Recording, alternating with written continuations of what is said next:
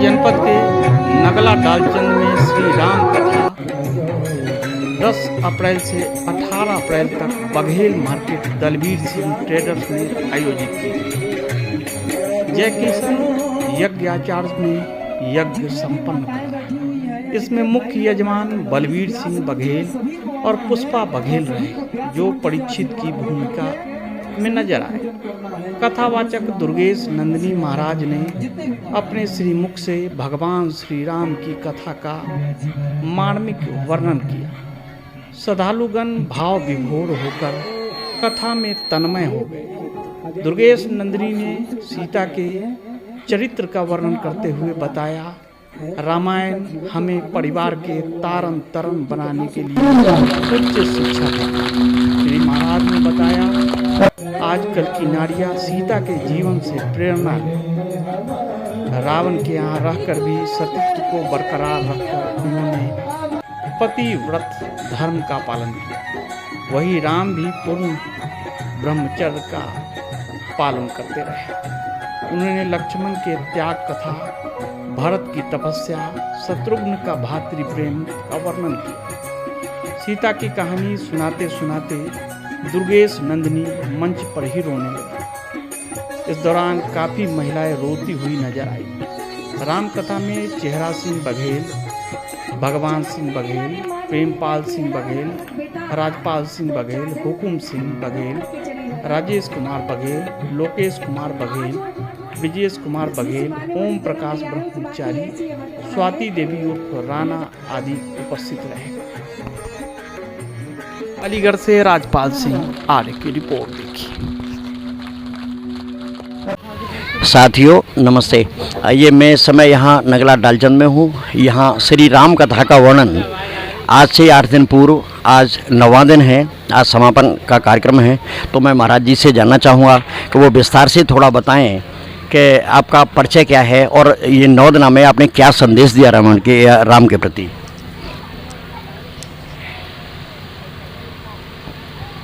सभी के लिए जय श्री राम, जय श्री राधे। ये जो 9वां दिवस कथा करने का मुझे सौभाग्य प्राप्त हुआ, परम पूज्य गुरुदेव की बड़ी असीम कृपा मुझ पर रही, जो इस मंच तक मुझे उन्होंने पहुंचाया। और आज उन्हीं की कृपा से ये कथा जो यहाँ पर हुई है, सिर्फ धर्म का प्रचार करने के लिए, धर्म का मेरा मेन उद्देश्य अब ये रहा है कि मैं इस कथा को करूं तो किसी को अनाथ से सनाथ बनाने का मेरा संकल्प है, और वो है प्रॉपर अनाथ गौशाला बनाने का, जिसके लिए मैंने इस राम कथा को यहाँ पर किया है और अपने भाव को मैंने जन जन तक पहुँचाया है। इसमें दलवीर जी का बहुत बड़ा सहयोग है, जो उन्होंने तन से मन से धन से इस व्यवस्था को, बहुत बड़े कार्यक्रम को उन्होंने संभाला है। जय श्री राम, जय श्री राधे। महाराज जी मैं पहले आपका परिचय जानना चाहूँगा। बस आप बताइए।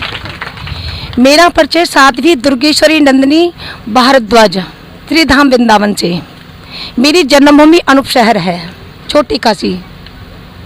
महाराज जी ये श्री राम कथा के माध्यम से आप लोगों को क्या संदेश देना चाहते हो? ये सीता जी का क्या चरित्र था जो वो आज वे बहुएं भी अपना चरित्र सास के प्रति क्या अपनाएं, या भाई भाइयों में किस तरह का रामायण में प्यार था, वो क्या संदेश दिया है अपने आप बताएं। जैसे सीता जी का संदेश, सीता जी का धर्म यही कि पति के प्रति क्या धर्म होना चाहिए, सास के प्रति बहू का क्या धर्म होना चाहिए, ससुर के प्रति बहू का क्या धर्म होना चाहिए, देवर के प्रति भाभी का क्या धर्म होना चाहिए। ये धर्म सब सीता जी ने अपने माध्यम से जन जन को पहुंचाया है। यही मैं इन नारी समाज में उनके संदेश को लेकर के आई हूँ केवल। साथियों वेद में भी बताया है, वेद में कहा यत्र नारीयस्तु पूजन्ते रमन्ते तत्र देवता, यत्र तास्तु न पूजन्ते रमन्ते इसरा फल क्रिया। जहाँ नारियों का सम्मान होता है उस घर में लक्ष्मी निवास करती है, और जिस घर में नारियों के रोने की आवाज़ आती है वह घर नहीं शमशान हो जाता है। इसी के साथ डेली न्यूज़ के लिए अलीगढ़ से मैं राजपाल सिंह आर्य। मैं भाई साहब पहले आपका परिचय जानना चाहूँगा। और आज के समय में आदमी एक एक पैसे के लिए बड़ी भीच के समय निकलता है, लेकिन आपने दिल खोल के जो ये 8-9 दिन श्री राम कथा कराई है, इसके संदर्भ में पूछना चाहूँगा। पहले आप अपना परिचय दें, फिर बताएं। मेरा नाम बलवीर सिंह है, नगला डालचंद एटा चुंगी क्वासी बाईपास रोड अलीगढ़। जी। और ये तो हमारी क्या, हम तो परमात्मा के नाम पर किया है, हमारी कोई करने की वो नहीं है कि हम कोई, हमारी सामर्थ्य नहीं है जो हम ऐसा कर सकें। ये तो उस ऊपर वाले की देन है कि ऐसा उन्होंने किया। चलिए, कुछ महिलाएं ऐसी होती हैं जो पैर पकड़ के खींचती हैं ऐसे काम में कि पैसा खर्च हुआ, लेकिन आपकी पत्नी की बड़ा हंसी खुशी से यहाँ दिखा है मंच पर। क्या नाम है आपकी पत्नी का? पुष्पा देवी। पुष्पा देवी बड़ी खुश दिख रही थी। ऐसे लोग क्या संदेश देना चाहेंगे? आपकी राजी थी या पूरे परिवार की? पूरे समस्त परिवार का सबका राजी थी और सबने मिलजुल के किया है। और ये हमने कुछ नहीं किया, जो करने वाला ऊपर वाला उसी के वजह से किया। और खूब पब्लिक आई, खूब खुश हैं हम तो कि ऐसा बिन सत्संग विवेक न हुई, बिन हर कृपा मिले ना कोई। बिना सत्संग के विवेक ज्ञान नहीं होता है। बहुत बहुत जब तक संतों का नहीं होगा, संतों के से ही उद्धार होता है। मेरा नाम आचार्य विकास पांडे है और यहाँ पर जो यज्ञ चल रहा, उस यज्ञ का नाम है रुद्र महायज्ञ। स्वयंभू भोलेनाथ का यज्ञ है और ये यज्ञ संपादित करवाने के लिए गुरुदेव के आदेश से तीर्थों से ब्राह्मण का आवाहन किया गया। ब्राह्मण देवता आए और यज्ञ करवाया। श्रीधाम वृंदावन से परम पूज्या श्री दुर्गेश नंदिनी जी महाराज आई, जिन्होंने विगत 9 दिनों तक अपने वाणी से श्री राम कथा श्रवण करवाया और सभी को ओतप्रोत किया। और बहन जी ने आप सभी को, या फिर जितने भी यहाँ पर पब्लिक बैठी थी, सभी को एक संदेश दिया कि उनके मन में एक बहुत ही सुंदर संकल्प था कि निष्काम गौ सेवा के लिए एक गौशाला का निर्माण किया जाए। गौ सेवा के लिए तो आजकल सरकार ही गौशाला बना रही है, तो इनके लिए व्यक्तिगत बनवाने की क्या ज़रूरत है? देखिए जी, सरकार तो कर्म कर ही रही है, लेकिन गऊ का दूध यदि हम पी रहे तो हमारा भी तो धर्म है कि हम गऊ की सेवा करें। या फिर ऐसा भी स्थिति उत्पन्न होता है कि कई बार सरकार वो व्यवस्था नहीं दे पाती जो गऊ माता को चाहिए, क्योंकि देखने में कुछ और होता है और होता एक्चुअली कुछ और है। जैसे 5 उंगली बराबर नहीं हो, वैसे सभी लोग बराबर नहीं हो सकते, सभी नेता बराबर नहीं हो सकते।